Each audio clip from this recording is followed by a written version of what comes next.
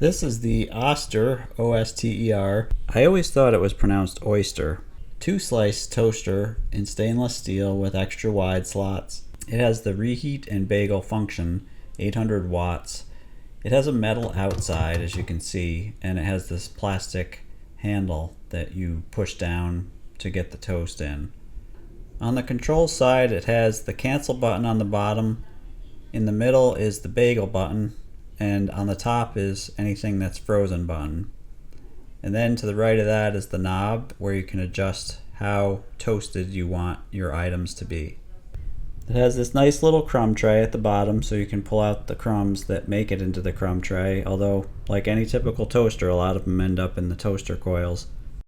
It claims to have extra wide slots and a high lift lever, but more on that in a minute.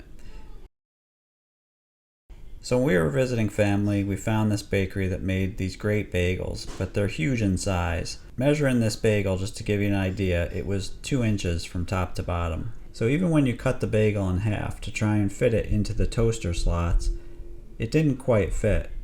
After toasting a couple of them, you can see what happened. The lift plate that's at the bottom that is connected to the lift handle, it ended up breaking and bending, so only one side's still attached. Which means when the toast cycle is done and it pops up, that side doesn't always pop up. It was too dangerous to keep using, so this one's either going in the trash or... The manufacturer does claim that it's covered by a 1-year warranty, so I'm pretty tempted to try to send it in and get a new one mailed back to me. And stay tuned, because next as a comparison, I'm going to review the Our Place Wonder Oven.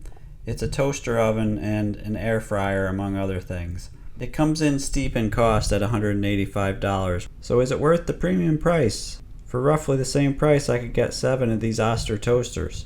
Stay tuned to find out. I'll post a link to the video in the comments below and pin it to the top once we have that video done.